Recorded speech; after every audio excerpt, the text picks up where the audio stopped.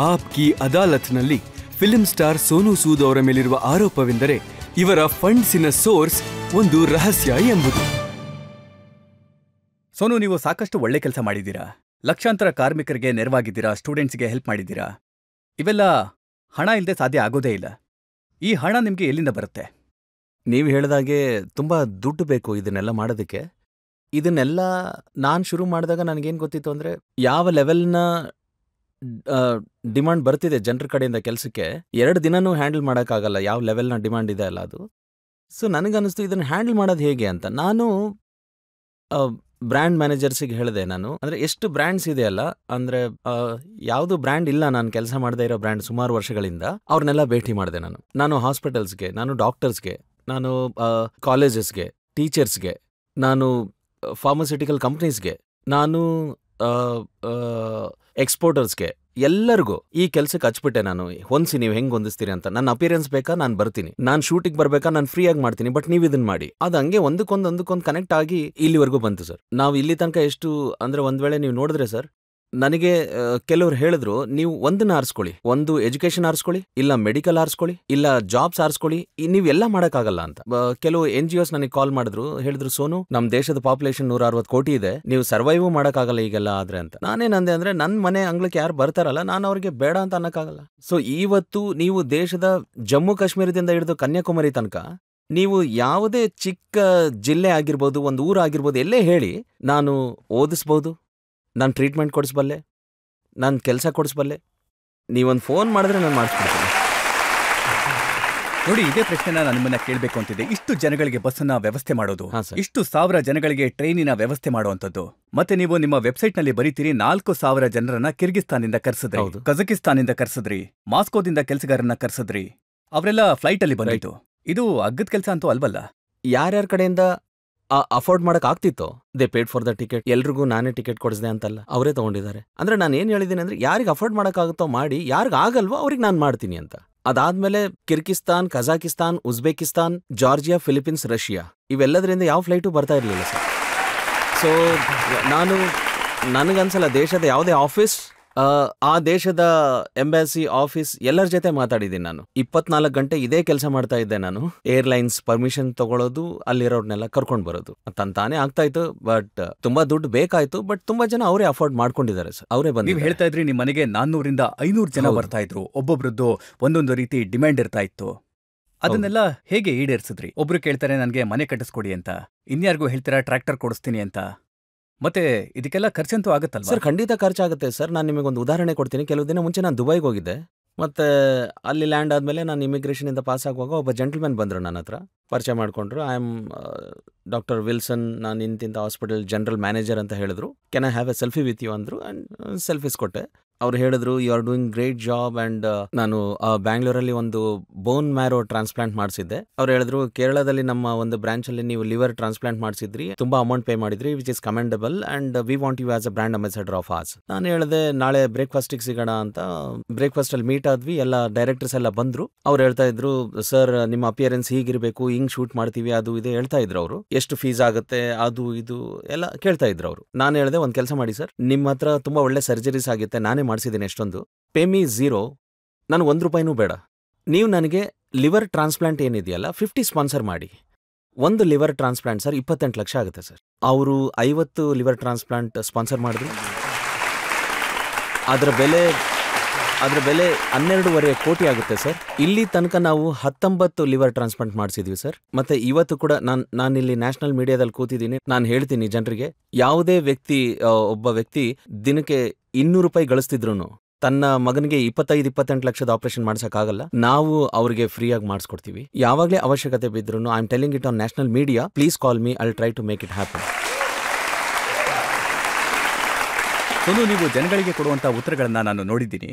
ಯಾರೋ ಕೇಳ್ತಾರೆ ನನಗೆ ಟ್ರ್ಯಾಕ್ಟರ್ ಬೇಕು, ನೀವು ಹೇಳ್ತೀರಾ ಮಾರನೇ ದಿವಸ ಬರುತ್ತೆ ಅಂತ. ಇನ್ಯಾರೋ ಮನೆ ಚಾವಣಿ ಸರಿ ಮಾಡಿಸಿ ಅಂತಾರೆ, ಮಾರನೇ ದಿನ ಆಗತ್ತೆ ಅಂತ ಹೇಳ್ತೀರಾ. ಇನ್ಯಾರೋ ಕೇಳ್ತಾರೆ ನನಗೆ ಟ್ರಾನ್ಸ್ಪ್ಲಾಂಟೇಷನ್ ಮಾಡಿಸ್ಕೊಡಿ ಅಂತ, ಮುಂದಿನ ವಾರ ಆಗತ್ತೆ ಅಂತೀರಾ. ಇಷ್ಟು ಬೇಗ ಅಂತೂ ಭಗವಂತನೂ ಈಡೇರ್ಸಲ್ಲ ಸರ್. ಅದು ಕೇಳಿಸ್ಕೊಳ್ಳೋದು ಭಗವಂತನೇ ಸರ್, ಕೇವಲ ನನ್ನ ನಿಮಿತ್ತ ಮಾತ್ರ, ನನ್ನ ಮುಖಾಂತರ ಮಾಡಿಸ್ತಾರೆ ಅಷ್ಟೇ ಅವರು. ನೋಡಿ, ನಾನು ನಿಮ್ಮ ವೆಬ್ಸೈಟ್ ಅನ್ನ ನೋಡ್ತಾ ಇದ್ದೀನಿ. ಎಷ್ಟು ಜನರಿಗೆ ನೀವು ಟ್ರಾನ್ಸ್ಪ್ಲಾಂಟ್ ಅನ್ನ ಮಾಡಿಸಿದ್ದೀರಾ, ಎಷ್ಟು ಜನರಿಗೆ ನೀವು ಹಾರ್ಟ್ ಆಪರೇಷನ್ ಮಾಡಿಸಿದ್ದೀರಾ, ಅಲ್ಲ, ನೀವೇನಾದ್ರೂ ಸೂಪರ್ ಮ್ಯಾನಾ ಅಥವಾ ರಾಬಿನ್ ಹುಡ್ಡಾ ಒಬ್ರಿಂದ ಲೂಟಿ ಮಾಡಿ ಇನ್ನೊಬ್ರಿಗೆ ಕೊಡೋದಕ್ಕೆ? ಸರ್ ಕಾಮನ್ ಮ್ಯಾನ್ ಸರ್ ನಾನು. ಅದು ಮುಖ್ಯ ಅಲ್ವಾ ಸರ್? ನಾನು ಹತ್ರ ನಾವು ಕೋವಿಡ್ ಟೈಮಿಂದ ಒಂದು 7.5 ಲಕ್ಷ ಜನರಿಗೆ ಕನೆಕ್ಟ್ ಆಗಿದ್ದೀವಿ. ಇವತ್ತು ಕೂಡ ನಾವು ಒಬ್ಬೊಬ್ಬ ವ್ಯಕ್ತಿಯ ಆಧಾರ್ ಕಾರ್ಡಿಂದ ಹಿಡಿದು ಪ್ಯಾನ್ ಕಾರ್ಡಿಂದ ಹಿಡಿದು ಪ್ರತಿ ರೆಕಾರ್ಡ್ ಇರುತ್ತೆ ಸರ್ ನನ್ನ ಹತ್ರ. ಸರ್ ಆ ಜನರು ಸರ್ ಅವ್ರು ಬಡವರು ಸರ್. ಮತ್ತೆ ನಾನು ಅವ್ರನ್ನ ತಲುಪಿಸಿದಾಗ ಅವ್ರಿಗೇನ್ ತುಂಬ್ಕೋತು ಅಂದ್ರೆ, ಸೋನೋಣ ನೀವು ನಮ್ಮನ್ನ ಊರಿಗೆ ತಲುಪಿಸಿದ್ರಿ, ನಾವು ನಿಮ್ ಜೊತೆ ಕೆಲಸ ಮಾಡ್ತೀವಿ. ಅವ್ರ ಮುಖಾಂತರನೇ ಕೋವಿಡ್ ಟೈಮ್ನಲ್ಲಿ ಔಷಧಿ ಹಂಚಕ್ ಶುರು ಮಾಡಿದೆ, ಇಂಜೆಕ್ಷನ್ಸ್ ಹಂಚಿಸಿದೆ. ಜನ ನನ್ನ ಮೇಲೆ ಕೇಸ್ ಕೂಡ ಹಾಕ್ಬಿಟ್ಟಿದ್ರೆ, ಅಂದ್ರೆ ಬೇರೆಯವ್ರಿಗೆ ಇಂಜೆಕ್ಷನ್ ಸಿಗಲ್ಲ, ಇವನಿಗೆ ಎಲ್ಲಿಂದ ಸಿಗುತ್ತೋ ಗೊತ್ತಿಲ್ಲ ಅಂತ. ಸೊ ನಾವು ಇವನು ಆಕ್ಸಿಜನ್ ಕಾನ್ಸಂಟ್ರೇಟರ್ಸ್ ಇರ್ಲಿ, ಮೆಡಿಸಿನ್ಸ್ ಇರ್ಲಿ, ಈ ಬಡ ಜನ ತಮ್ಮ ಸೈಕಲ್ ಮೇಲೆ ಹಾಕೊಂಡು ಚಿಕ್ಕ ಚಿಕ್ಕ ಜಾಗಗಳಿಂದ, ಅಂದ್ರೆ ನೀವು ಯಾವುದೇ ಸ್ಟೇಟ್ ಹೇಳಿ, UP, ಬಿಹಾರ್, ಜಾರ್ಖಂಡ್ ಯಾವುದೇ ಆಗಿರ್ಲಿ, ಅವ್ರು ಪಾಪ ದಿನ 50-80 ಕಿಲೋಮೀಟರ್ ನಡ್ಸ್ಕೊಂಡು ಹೋಗ್ತಿದ್ರು. ಅಂದ್ರೆ ಏನ್ ಹೇಳ್ತಿದ್ರು ಅಂದ್ರೆ, ಸೋನಣ್ಣ ನೀವು ನಮಗೆ ಸಹಾಯ ಮಾಡಿದಿರಿ, ನಾವು ನಿಮ್ ಕೆಲಸ ಮಾಡ್ತೀವಿ ಅಂತ. ಸರ್ ನನಗೆ ರಾತ್ರಿ ಒಂದು 3:30 ಅಂದ್ರೆ ಜನರಿಗೆ ಟೈಪ್ ಕೂಡ ಮಾಡಕ್ ಬರ್ತಿರ್ಲಿಲ್ಲ. ಸುಮ್ನೆ ಒಂದು ಫೋಟೋಗ್ರಾಫ್ ಬಂದಿರ್ತಿತ್ತು, ಅಂದ್ರೆ ಯಾರಿಗೋ ಬೆರಳಿಗೆ ಆಕ್ಸಿಮೀಟರ್ ಹಾಕಿದ್ದಾರೆ, ಅಲ್ಲೇನು ಆಕ್ಸಿಜನ್ ತೋರಿಸ್ತಾ ಇತ್ತು ಅಂದ್ರೆ ಒಂದು 12 ಇದೆ ಅಂತ. ಏನು ಮೆಸೇಜ್ ಇಲ್ಲ, ಏನು ಇಲ್ಲ. ಅಂದ್ರೆ ರ್ಯಾಂಡಮ್ ಮೆಸೇಜ್ ಬರ್ತಿತ್ತು ನಮಗೆ ರಾತ್ರಿ. ಆ ರಾತ್ರಿನೂ ನಾವು ಸಹಾಯ ಮಾಡುತ್ತಿದ್ವಿ. ಯಾಕಂದ್ರೆ ಯಾಕೆ ಮಾಡಕ್ ಆಯ್ತು ಅಂದ್ರೆ, ಆ ಟೈಮ್ನಲ್ಲಿ ಏನ್ ನೆಟ್ವರ್ಕ್ ಕನೆಕ್ಟ್ ಆಯ್ತಲ್ಲ ಸರ್, ಇವತ್ತಿಗೂ ಇದೆ ಆ ನೆಟ್ವರ್ಕ್. ಅವ್ರು ಯಾವ ಬಡ ಜನ ಅಂದ್ರೆ ಅವ್ರಿಗೆ ಗೊತ್ತು ಕಷ್ಟ ಅಂದ್ರೆ ಏನು ಅಂತ, ಅದಕ್ಕೆ ಸಹಾಯ ಮಾಡ್ತಾರೆ. ಯಾಕಂದ್ರೆ ನನ್ ಮುಖಾಂತರ ಕಷ್ಟದಲ್ಲಿರೋರಿಗೆ ಸಹಾಯ ಮಾಡ್ಬೋದು ಅಂತ. ಸೋನು, ಕೆಲವೊಂದು ಸರ್ಕಾರಿ ದಾಖಲೆಗಳಿಂದ ನನಗೆ ಕೆಲವು ಮಾಹಿತಿಗಳು ಬಂದಿದೆ ನಿಮ್ಮ ಕಂಪನಿ ಬಗ್ಗೆ. 2020-21ರಲ್ಲಿ ನಿಮಗೆ 12.5 ಲಕ್ಷ ದೇಣಿಗೆ ಬಂದಿದೆ. ಹಾ ಸರ್.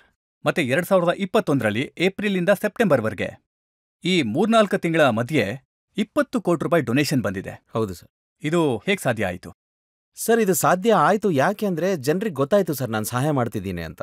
ಅದಕ್ಕೆ 80% ಡೊನೇಷನ್ ನಾನೇ ಮಾಡಿದ್ದೀನಿ ಸರ್. ನಾನು ಯಾವ ದೊಡ್ಡ ಬ್ರ್ಯಾಂಡ್ ಜೊತೆ ಕೆಲಸ ಮಾಡ್ತಿದ್ನಲ್ಲ, ಅವ್ರಿಗೆ ಹೇಳ್ತಿದ್ದೆ ಅದನ್ನ ಡೊನೇಟ್ ಮಾಡಿ ಅಂತ. I have all the records. ಅಂದ್ರೆ ಒಂದೊಂದು ಡಾಕ್ಯುಮೆಂಟ್ ಸೈನ್ ಮಾಡಿರೋದನ್ನ ಅದು ಅವ್ರಿಗೆ ಏನ್ ಹೇಳ್ತಿದ್ದೆ ಅಂದ್ರೆ, ನೀವು ನನಗೆ ಕೊಡೋ ಬದಲು ಡೊನೇಟ್ ಮಾಡಿ ಫಾರ್ ಎನಿಥಿಂಗ್. ಕಾಲೇಜಸ್ ಅಲ್ಲಿ ಡೊನೇಟ್ ಮಾಡಿ, ಹಾಸ್ಪಿಟಲ್ಸ್ ಅಲ್ಲಿ ಡೊನೇಟ್ ಮಾಡಿ, ಫೌಂಡೇಶನ್ಸ್ ಡೊನೇಟ್ ಮಾಡಿ, ಎಲ್ಲಾದ್ರೂ ಮಾಡಿ. ಸೊ 80% ಡೊನೇಷನ್ಸ್ ಏನಿದ್ವಲ್ಲ ಅದೆಲ್ಲ ನನ್ನ ಡೊನೇಷನ್ಸ್ ಆಗಿದೆ. ಸೊ ತೊಂದ್ರೆ ಯಾಕೆ ಆಗ್ಲಿಲ್ಲ ಅಂದ್ರೆ, ಜನರಿಗೆ ಏನ್ ಅನ್ಸಕ್ ಶುರು ಆಯ್ತು ಅಂದ್ರೆ, ಈ ವ್ಯಕ್ತಿ ಇದನ್ನಲ್ಲ, ಇವನಿಗೆ ನಾವು ₹1 ಕೊಟ್ರು ಅವ್ನು ಒಳ್ಳೆ ಜಾಗಕ್ಕೆ ಕಳಿಸ್ತಾನ ಅದನ್ನ ಅಂತ. ಮತ್ತೆ ಇವತ್ತಿನ ತನಕ ಯಾವುದೇ ಜಾಗದಲ್ಲಿ ನಾನು ಹೇಳಿಲ್ಲ ನನಗೆ ಡೊನೇಷನ್ ಮಾಡಿ ಅಂತ. ಜನ ಹೇಳ್ತಾರೆ, ನೀವು ಇಷ್ಟು ಒಳ್ಳೆ ಕೆಲಸ ಮಾಡ್ತಿದ್ರೆ ಒಬ್ರೇ ಯಾಕೆ ಮಾಡ್ತಿದ್ದೀರಾ, ನಾವು ಮಾಡ್ತೀವಿ ಅಂತ. ಅವಾಗ ನಾನು ಹೇಳ್ತಿದ್ದೆ, ಹೋಗಿ ಹಾಸ್ಪಿಟಲ್ ಅಲ್ಲಿ ಡೊನೇಟ್ ಮಾಡಿ. ಇವತ್ತು ನೀವು ಅಪೋಲೋ ಹಾಸ್ಪಿಟಲ್ ಅವ್ರ ಜೊತೆ ಮಾತಾಡಿ, ಮ್ಯಾಕ್ ಹಾಸ್ಪಿಟಲ್ ಅವ್ರ ಜೊತೆ ಮಾತಾಡಿ, ಮ್ಯಾಕ್ಸಿಮಮ್ ಜನ ನನ್ನ ಯಾವಾಗ ಗೆಸ್ಟ್ ಆಗಿ ಇನ್ವೈಟ್ ಮಾಡ್ತಾ ಇದ್ರು ನಾನು ಹೇಳ್ತಿದ್ದೆ, ಹಾಸ್ಪಿಟಲ್ ಹೆಸರಲ್ಲಿ ಚೆಕ್ ಬರೆದ್ಬಿಡಿ, ನಾನು ಯಾರೋ ಒಬ್ಬರಿಗೆ ಟ್ರೀಟ್ಮೆಂಟ್ ಕೊಡಿಸ್ತೀನಿ ಅದರಿಂದ ಅಂತ. ಹಾಗಾಗಿ ಚೆಕ್ಸ್ ಅಲ್ಲೇ ಇರ್ತಾ ಇದ್ವು, ನಾವು ಬರೀ ಪೇಷಂಟ್ಸ್ನ ಕಳಿಸ್ತಾ ಇದ್ವಿ. ಹಾಗಾಗಿ ಅಲ್ಲೆಲ್ಲ ಜಮಾ ಆಗ್ತಾ ಇತ್ತು ಅಷ್ಟೇ ಸರ್. ಬಟ್ ಹೇಳದ್ನಲ್ಲ ಸರ್, ಕುಬೇರನ್ ಖಜಾನೆ ಅಂತೂ ಅಲ್ಲ ಜೀವನ ಪರ್ಯಂತ ನಡೆಯೋದಕ್ಕೆ. ಬಟ್ ಯಾವಾಗ್ಲೂ ಪ್ರಯತ್ನ ಮಾಡ್ತಾ ಇರ್ತೀನಿ ಸರ್ ನಾನು, ಎಷ್ಟಾಗುತ್ತೆ ಅಷ್ಟು ಜಮಾ ಮಾಡೋಣ ಅಂತ ಸ್ಪಾನ್ಸರ್ಸ್ ಮುಖಾಂತರ. ಅದು ಗೊತ್ತಿಲ್ಲ ಸರ್, ನನಗೂ ಗೊತ್ತಿಲ್ಲ. ನಾನು ವೈಫ್ ಜೊತೆ ಮಾತಾಡ್ತಾ ಇರ್ತೀನಿ, ಮನೆಯವ್ರ ಜೊತೆ ಮಾತಾಡ್ತಾ ಇರ್ತೀನಿ, ಏನೋ ನನಗೆ ಗೊತ್ತಾಗ್ತಾ ಇಲ್ಲ ಸರ್ ಅದು ಹೇಗೆ ಸಾಧ್ಯ ಆಗ್ತಿದೆ ಅಂತ. ಬಟ್ ನಾನು ಒಂದಂತೂ ಹೇಳ್ತೀನಿ ಸರ್, ನನಗೇನು ಅನ್ಸುತ್ತಂದ್ರೆ, ಈ 20 ವರ್ಷದಿಂದ ನಾನೇನು ಒಂದು ಸಿನಿಮಾ ಮಾಡಿರ್ಬೋದು 100ಕ್ಕಿಂತ ಹೆಚ್ಚು ಎಲ್ಲ ಭಾಷೆಯಲ್ಲಿ, ಅವನ್ನ ನಾನೆಲ್ಲ ಒಟ್ಟಾಗಿ ಜೋಡಿಸಿದ್ರು ಈಗ ನಾನು ಏನ್ ಮಾಡ್ತಿದ್ದೀನಲ್ಲ ಸರ್, ಇದಕ್ಕೆ ಕಂಪೇರ್ ಮಾಡಿದ್ರೆ 1% ಇಲ್ಲ ಸರ್. ಅದೆಲ್ಲ ಈ ತೃಪ್ತಿ ಅದ್ಭುತ ಸರ್. ನೋಡಿ, ನಾನು ಕೇಳ್ಪಟ್ಟೆ ಒಂದು ಇಂಟ್ರೆಸ್ಟಿಂಗ್ ರಿಕ್ವೆಸ್ಟ್ ಬರುತ್ತೆ. ಹಾ ಸರ್. ಒಬ್ಬ ಹುಡುಗ ಕೇಳ್ತಾನೆ, ನನ್ನ ಗರ್ಲ್ ಫ್ರೆಂಡ್ಗೆ ಮೀಟ್ ಮಾಡಿಸಿ ಅಂತ. ಸರ್ ತುಂಬಾ ಜನರನ್ನ ಈ ತರ ಮೀಟ್ ಮಾಡಿಸಿದ್ದೀನಿ ಸರ್. ನಾನು ಹೇಳ್ತೀನಿ ನಿಮ್ಗೆ, ನಾನು ಮಾಡಿಸಿದ್ದೀನಿ ಸರ್, ತುಂಬಾ ಜನರನ್ನ ಮಾಡಿಸಿದ್ದೀನಿ, ಹಾಗಂತಿಲ್ಲ. ಮತ್ತೆ ಒಂದ್ ಮಗು ಹೇಳುತ್ತೆ, ಅಪ್ಪ ಕೇಳ್ತಾ ಇದ್ದಾರೆ ಅಮ್ಮನ್ನ ಸ್ವಲ್ಪ ದಿನದ ಮಟ್ಟಿಗೆ ಅಜ್ಜಿ ಮನೆ ಕಳಿಸ್ಬಿಡಿ ಅಂತ. ನೋಡಿ ಸರ್, ಹೀಗೆ ಸಂಬಂಧ ಬೆಳೆಸ್ಕೊಂಡಿದ್ದಾರೆ ಜನ. ಬಟ್ ನಾನು ಸರ್ ನನ್ನ ಮೆಸೇಜಸ್ನ ನಾನೇ ಸ್ವಂತ ಟೈಪ್ ಮಾಡ್ತೀನಿ. ನನಗೆ ಟೈಪಿಂಗ್ ಸಪರೇಟ್ ಯಾರು ಇಲ್ಲ, ಯಾವ ಡಿಪಾರ್ಟ್ಮೆಂಟು ಇಲ್ಲ, ನಾನೇ ಬರೀತೀನಿ. ಒಂದು ಎಮೋಷನ್. ಮತ್ತೆ ನೀವು ಹೇಗೆ ಉತ್ತರ ಕೊಡ್ತೀರಾ? ನಾನು ಒಂದ್ ಮೆಸೇಜ್ ಇಂದ ನೋಡಿದ್ದೆ, ಅದೇನಂದ್ರೆ ವಿಲಿಯಮ್ಸನ್ ತುಂಬಾ ಹೊಡಿತಾ ಇದ್ದಾನೆ, ಇವನ್ನ ಪೆವಿಲಿಯನ್ ಕಳಿಸ್ಬಿಡಿ ಅಂತ. ಹೌದು ಸರ್. ಅದೇ ನೋಡಿ ಸರ್, ನೋಡಿ ನನಗೇನ್ ಅನಿಸ್ತು ಅಂದ್ರೆ, ಈ ಜನ ಎಲ್ಲಿದಾರೋ ಅವರೆಲ್ಲ, ಅವರು ಮ್ಯಾಚ್ ನೋಡುವಾಗ ಅವ್ರಿಗೇನ್ ಅನ್ಸುತ್ತೆ ಅಂದ್ರೆ, ಸೋನು ಸೂದ್ ನಮ್ ಜೊತೆ ಕೂತ್ಕೊಂಡು ನೋಡ್ತಿದ್ದಾನೆ ಅಂತ. ಅಂದ್ರೆ ಗಂಡ ಹೆಂಡತಿ ಏನಾದ್ರು ಮ್ಯಾಚ್ ಜೊತೆಲಿ ನೋಡ್ತಿದ್ರೆ, ಅವ್ರದ್ರಲ್ಲಿ ಜಗಳ ಆದ್ರೆ ಅವ್ರಿಗೆ ಅನ್ಸುತ್ತೆ ಸೋನು ಸೂದ್ ಪಕ್ಕದಲ್ಲೇ ಕೂತಿದ್ದಾನೆ, ನನ್ನ ಮನೆಗೆ ಬಿಟ್ಟು ಬಂದ್ಬಿಡು ಅಂತ. ಸೊ ಐ ಫೀಲ್ ಆ ಫೀಲಿಂಗ್ ಏನಿದೆ ಅದು ತುಂಬಾ ಅದ್ಭುತ ಅಂತ. ಅದು ಮತ್ತೆ ನೋಡಿ, ಇದು ಅದ್ಭುತವಾದಂತ ಫೀಲಿಂಗು. ನಾನು ಮನೇಲಿ ಸಿಕ್ಕಾಕೊಂಡಿದ್ದೀನಿ, ನನ್ನನ್ನ ದಯವಿಟ್ಟು ಮಧ್ಯದ ಅಂಗಡಿವರೆಗೂ ಕರ್ಕೊಂಡೋಗಿ ಬಿಟ್ಬಿಡಿ.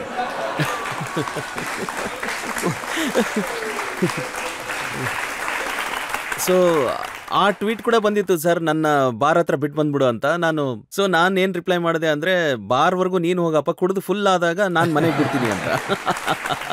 ನೋಡಿ, ಮತ್ತೊಬ್ರು ಬರೀತಾರೆ, ನನ್ನ 7 ವರ್ಷದ ಮಗ ಟಿವಿನಲ್ಲಿ ಸಿನಿಮಾ ನೋಡ್ತಿದ್ದ, ಅದರಲ್ಲಿ ಹೀರೋ ಸೋನು ಸೂದ್ಗೆ ಹೊಡಿತಾ ಇದ್ರು, ಹಾಗಾಗಿ ನನ್ನ ಮಗ ಟಿವಿನ ಒಡೆದು ಹಾಕ್ಬಿಟ್ಟ. ಸೊ ಸೋನು ಅವರೇ ಹೊಸ ಟಿವಿ ಕೊಡಿಸ್ಬಿಡಿ. ಸರ್ ನಾನು ಅದಕ್ಕೆ ಅವ್ರಿಗೇನು ರಿಪ್ಲೈ ಮಾಡಿದೆ ಅಂದರೆ, ನಾನು ಈ ಥರ ಟಿವಿ ಕೊಡಿಸ್ತಾ ಹೋದ್ರೆ ದಿನ ಒಂದು ಟಿವಿ ಮುರಿಯುತ್ತೆ, ಬರೀ ಅದೇ ಕೆಲಸ ಆಗುತ್ತೆ ನನಗೆ, ಟಿವಿ ಕೊಡಿಸೋ ಕೆಲಸನೇ ಅಂತ. ಅದು ಹಂಗಾಗಿತ್ತು ಸರ್. ಆಂಧ್ರನಲ್ಲಿ ಯಾರೋ ಟಿವಿ ಹೊಡೆದಾಕ್ಬಿಟ್ಟಿದ್ರು ಸರ್. ಸರ್ ಮೇಲ್ ಕೂತಿರೋನ್ ಕೊಡ್ತಾ ಇದ್ದಾನೆ ಸರ್, ನೀವು ನೋಡ್ತಿದ್ದೀರಾ ಎದುರುಗಡೆನೇ ಇದೆ. ನಾನು ಹೇಳಿದ್ನಲ್ಲ ಸರ್, ನಾವು ಪಂಜಾಬಿಂದ ಬಂದ್ವಿ, ಏನೋ ಸ್ವಲ್ಪ ಒದ್ದಾಡಿ ಆಕ್ಟರ್ ಎಲ್ಲ ಆಗ್ಬಿಟ್ರೆ, ಹೆಸರು ಬಂದ್ಬಿಟ್ರೆ ಅಷ್ಟೇ ಸಾಕು, ಅದಕ್ಕಿಂತ ಜಾಸ್ತಿ ಏನಿಲ್ಲ ಅಂತ ಅನಿಸ್ತಾ ಇತ್ತು. ಆದ್ರೆ ಯಾವಾಗ ಈ ಜೀವನದ ಈ ಜಗತ್ತಿನ ಎಕ್ಸ್ಪೀರಿಯನ್ಸ್ ಆಯ್ತೋ ಅವಾಗ ಏನ್ ಅನಿಸ್ತು ಅಂದ್ರೆ ಇದಕ್ಕಿಂತ ಜಾಸ್ತಿ ಏನಿಲ್ಲ ಅಂತ. ನಾನು ಆಗ್ಲೇ ನಿಮ್ಗೆ ಹೇಳ್ದಂಗೆ 2 ಫೇಸಸ್ ಅಲ್ಲಿದ್ದೆ. ಒಂದ್ ಫೇಸ್ ಹೇಗಿತ್ತಂದ್ರೆ, ನಾನು ಶೂಟ್ ಮಾಡ್ತಾ ಇದ್ದೆ, ಮಧ್ಯೆ ಕೋವಿಡ್ ಬಂತು, ವಾಪಸ್ ಅದೇ ಸೆಟ್ಗೆ ಬಂದಾಗ ಆ ಸೆಟ್ಗಳು ನನಗೆ ಚಿಕ್ಕದ ಅನ್ಸಕ್ ಶುರುವಾಯ್ತು. ಅಂದ್ರೆ ನನಗೆ ಹೇಗೆ ಅನ್ಸಕ್ ಶುರುವಾಯ್ತು ಅಂದ್ರೆ, ಅರೆ ನಾ ಇದರಿಂದ ಹೊಡ್ತಿದ್ದೆ ಇಷ್ಟು ದಿನ ಅಂತ, ಇದಕ್ಕೆ ಸ್ಟ್ರಗಲ್ ಮಾಡ್ತಿದ್ವಾ ಅಂತ. ಖಂಡಿತ ನಾನು ಹುಡ್ಕೋಕ್ ಬಂದಿದ್ದು ಇದಲ್ಲ ಅಂತ ಅನಿಸ್ತು. So I think waking of life ಅಂತ ಇರುತ್ತೆ ಸರ್. ಮತ್ತೆ ಎಷ್ಟೊಂದ್ಸಲ ಬೇರೆ ಎಲ್ಲ ಚಿಕ್ಕ ಅನ್ಸಕ್ ಶುರುವಾಗ್ತಾವ ಸರ್. ಆಮೇಲೆ ಇವತ್ತು ನಿಮ್ಮ ಮುಂದೆ ಬಂದು ಕೂತಿದ್ದೀನಿ ಸರ್ ನಾನು.